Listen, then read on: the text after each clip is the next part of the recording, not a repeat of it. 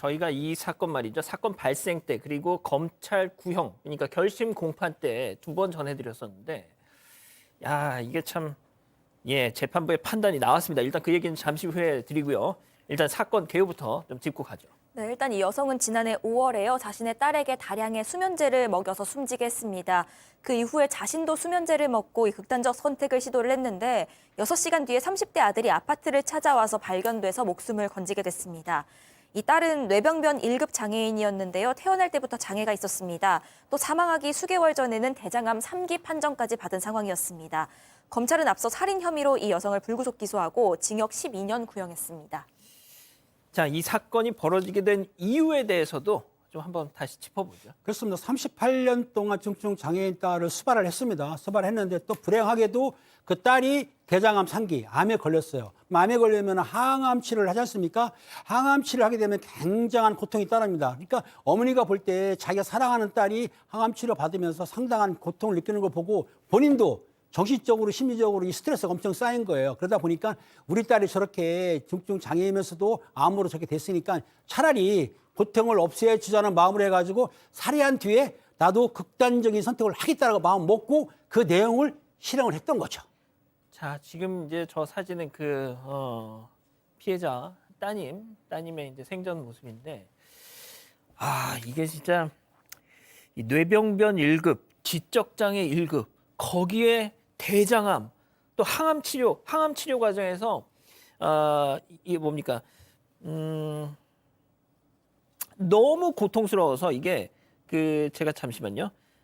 혈소판이 감소했답니다. 이 따님이. 그래서 그 극심한 고통에 도저히 너무 고통스러워하니까 항암 치료를 중단했어요.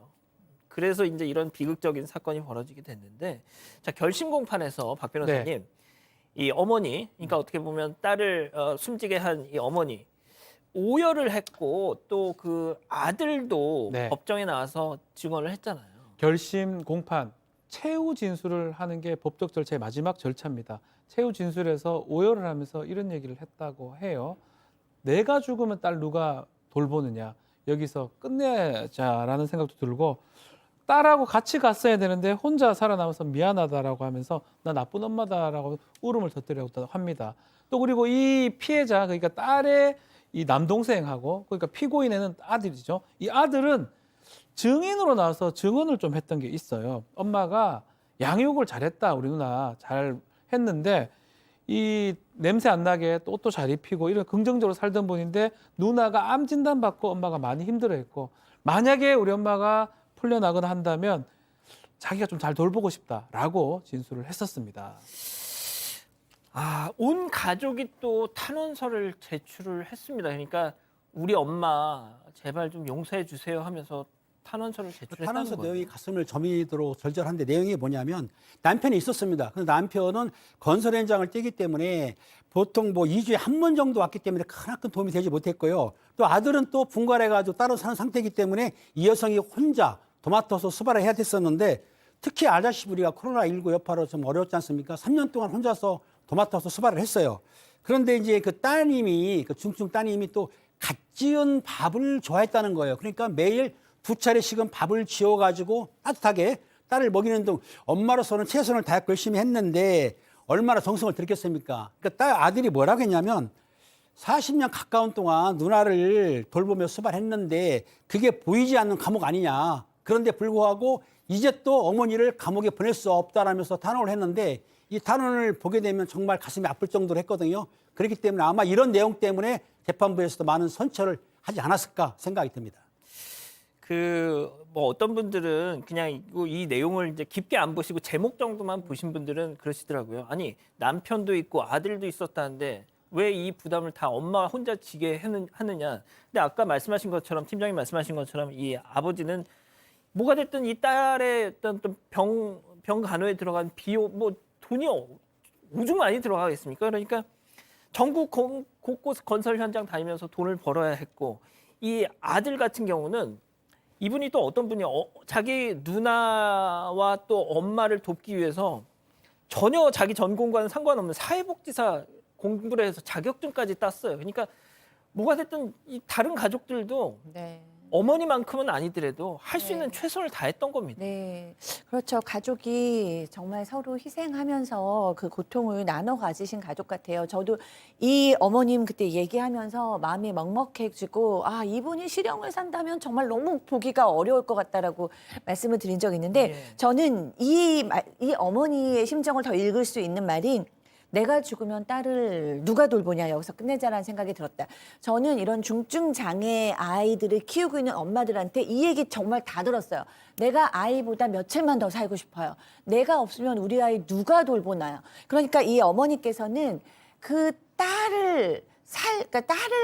그러니까 본인이 편하려고 이런 범죄를 저지르신 게 아니고, 본인이 이제 내가 도저히 더 이상은 이 딸을 돌볼 체력도 마음도 안 된다. 근데 나는 이제 더 이상 살도 너무 많이 빠졌다고 해요. 그러니까 이 아이를 돌볼 수 있는 상황이 아닌데 내가 죽으면 이 아이 돌볼 수가 없고, 이 아이가 너무 지금 대장암 때문에 뭐 고통스러워하니까 아이를 위해서 이걸 끝내줘야겠다라고 생각하신 거죠. 그게 잘했다는 게 아니라, 그래서 살인을 한 건 정말 잘못되신 거지만 어머니 마음은 내가 편하자고가 아니고 딸을 그 고통에서 건지고자, 내가 없으면 이 아이를 누가 돌보냐라는 마음이었다는 생각이 듭니다. 예. 그래서 저희도 이거를 과연 재판부가 어떤 판단을 내릴까 정말 저희도 궁금했었는데 바로 어제였습니다. 자, 두 번째 사건 체크포인트 짚어보죠. 실형 아닌 집행유예였습니다. 자, 사람의 생명을 인위적으로 단축시키는 거, 모든 행위가 살인죄가 됩니다.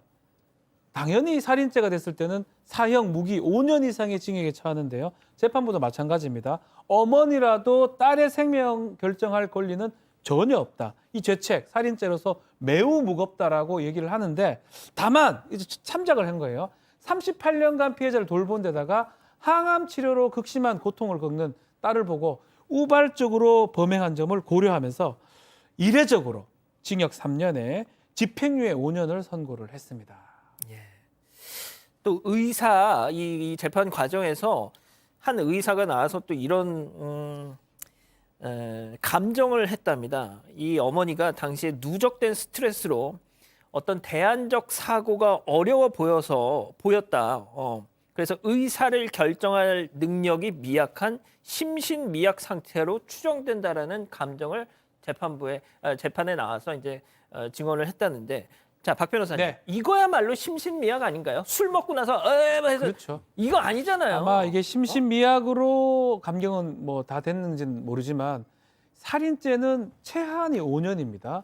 그렇기 때문에 살인죄를 집행유예 선고하는 경우는 매우 드뭅니다. 예컨대 가행방어라든지, 그게 아니고는 살인죄를 집행유예를 하지 않는데 한 번 더 감경을 해야 되거든요.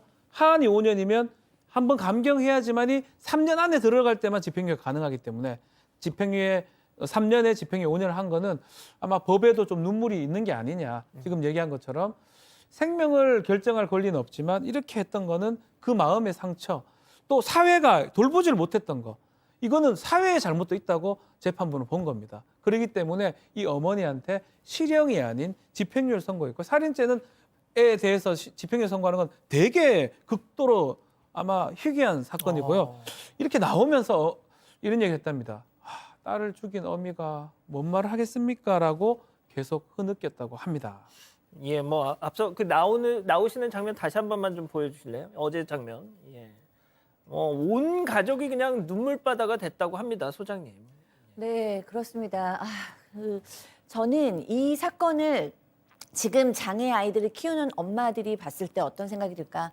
저는 100% 이해를 하실 거라고 생각이 들고, 재판부도 얘기했다는 이것은 비단 개인만의 문제가 아니고 사회가 보살피지 못한 책임도 크다라고 얘기를 하셨다고 하는데, 저는 장애 아이를 38년 돌본 엄마의 그 모성애를 좀 우리 사회가 좀 이해해 드려야 되는 것이 아닌가라는 생각을 하고 있습니다.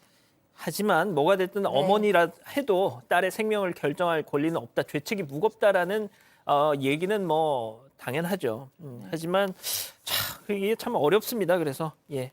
그리고 아까 제가 말씀드린 것처럼 이거야말로 심신미약이죠. 이거야말로. 예. 두 번째 사건 이렇게 정리하고요.